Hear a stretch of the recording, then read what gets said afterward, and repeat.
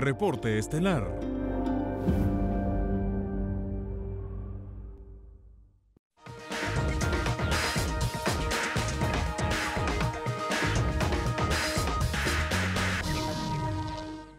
Gracias por continuar con nosotros esta noche en Reporte Estelar. Damos de inmediato la bienvenida a Ramón Eladio Rengifo, presidente nacional del Colegio de Profesores de Venezuela, quien nos acompaña en el desarrollo de este tema referente a la situación actual de los maestros venezolanos. Profesor, en primer lugar queremos conocer su posición y por supuesto la del colegio.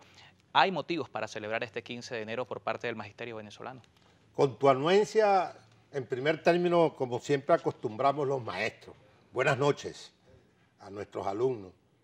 En segundo lugar, darte las gracias a ti, Carlos, y al canal por esta entrevista y un mensaje, un saludo en nombre de mi esposa, de mi familia, especial y particularmente de FENAPRODO, Federación Nacional de Profesionales de la Docencia, Colegio de Profesores de Venezuela y sus 27 sindicatos filiales que tenemos en el país. Un saludo lleno de mucha fe, de mucha esperanza, puesto que los educadores somos creadores de sueños y de esperanza, a pesar de la situación que hoy por hoy vive la profunda crisis, la educación venezolana, sobre todo esa triada, ese triángulo escuela, alumno y docente.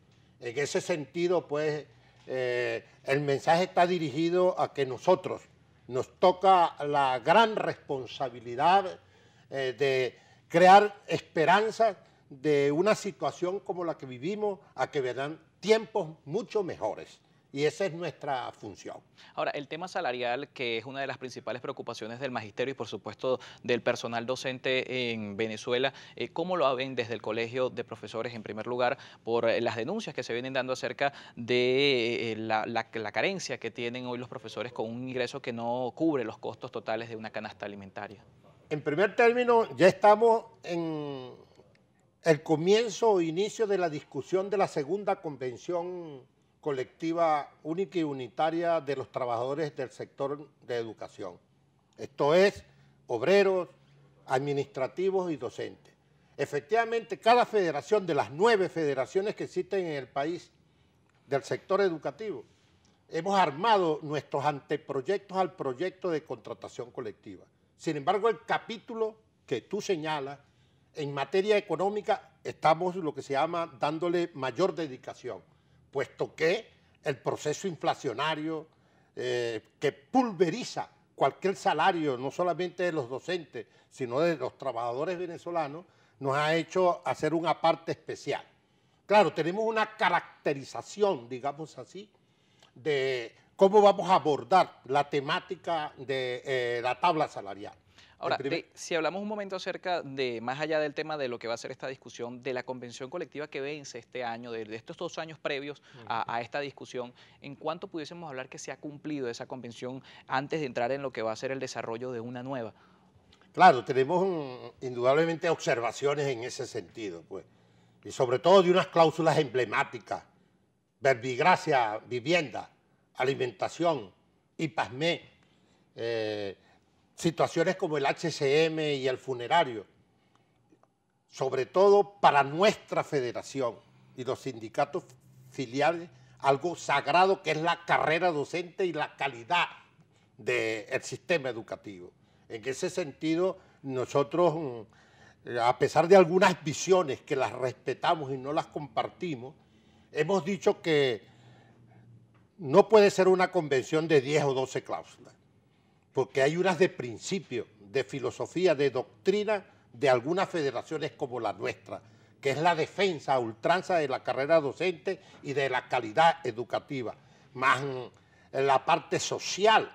En ese sentido, nosotros estamos invocando, exhortando con todas las buenas relaciones que admitimos que tenemos con el empleador, con el patrono, como se dice en la Ley Orgánica del Trabajo. Hemos dicho y le estamos haciendo un exhorto al presidente de la República y al propio ministro Elías Agua de que tenemos que ver con mucho cuidado y trascendencia la parte salarial.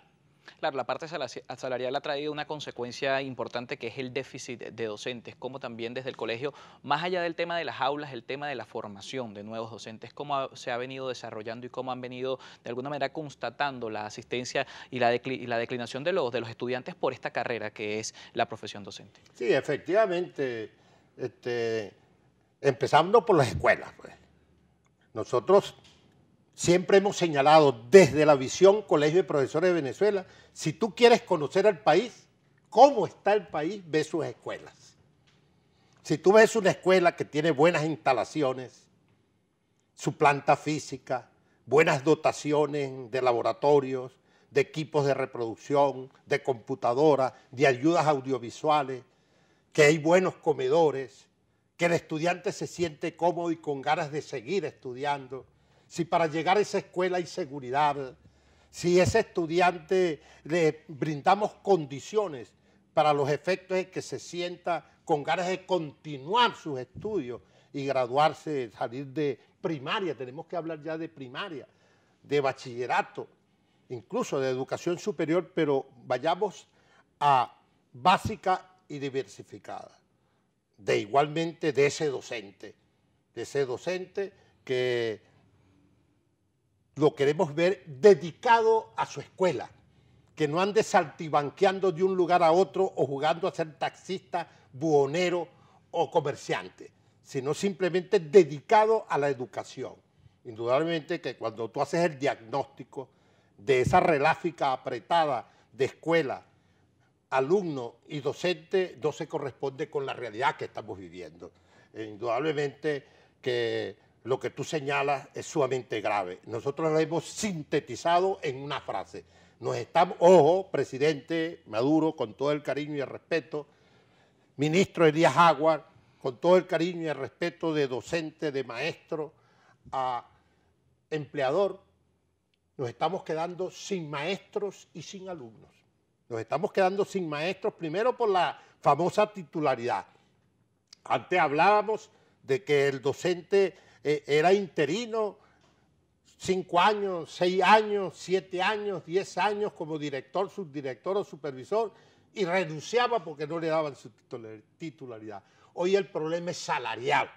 Así es. Y por cierto, en el marco de lo que fue el 15 de enero, el ministro del Poder Popular, Elías Aguas, hacía mención precisamente a las proyecciones y a la expectativa que había con el tema salarial para este año, en marco también de lo que va a ser esa discusión de la segunda convención colectiva única. Vamos a recordar lo que decía el ministro Elías Aguas en la conmemoración del Día del Maestro a propósito de la celebración que se realizara con respecto a lo que es el tema de la compensación salarial para los profesores.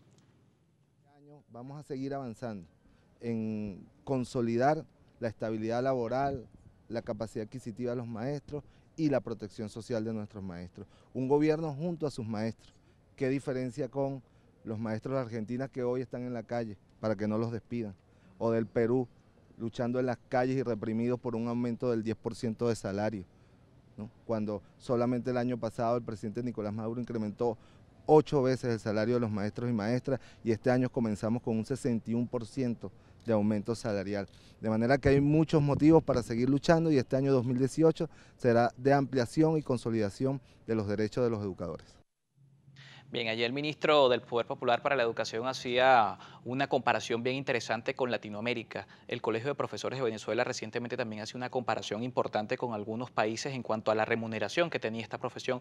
¿Cómo lo contrastan con lo que acabamos de escuchar que decía este titular del ministerio? No, nosotros de entrada felicitamos las palabras, el verbo, el espíritu y el propósito del ministro. Sobre todo en correspondencia con actualizar los salarios del docente, porque efectivamente en esa pausa decíamos que antes era porque no le daban su titularidad. Ahora es que el docente está buscando no irse de un pueblo a otro, sino de Venezuela a otro país. Y no estamos hablando de Japón, que el primer salario es del docente. De todos los profesionales que existen en Japón, el primer salario es para el docente, para tener un docente de calidad. Y al tener un docente de calidad, tú aseguras el desarrollo de un país como Japón que marca una estructura 3-2-1. En ese sentido, no estamos hablando de Francia, no estamos hablando de Inglaterra, estamos hablando de Bolivia, estamos hablando de Costa Rica, estamos hablando de Ecuador, estamos hablando de Colombia. Cuando en dólar DICOM tú haces una comparación salario, dólar DICOM no llegamos a 150, ponle bastante con el docente 6, que llega a 700, 800 mil bolívares, llegas a $200 DICOM. Todavía por debajo del promedio de Claro. salario mínimo de la región. Sí, señor. Así Entonces, y no hables de el innombrable, que todo el mundo conoce su nombre, eso no llega a $5. Es así. En cambio, en países como Costa Rica, un docente normal gana $1.000. Si Sí. tienes posgrado o maestría, 1.500. Si tienes doctorado, $2.000 en Costa Rica. Hay una diferencia importante. Profesor, Importante. Nos toca despedir, un tema que da para mucho más. Muchísimas gracias por aceptar nuestra invitación. Es Ramón Eladio Rengifo, presidente del Colegio de Profesores de Venezuela, quien nos acompaña en este bloque de Reporte Estelar. Invitamos a la audiencia a participar con la etiqueta Reporte Maestros y también mencionando nuestra cuenta @reporte_gb. A una pausa y regresamos con más de Reporte Estelar.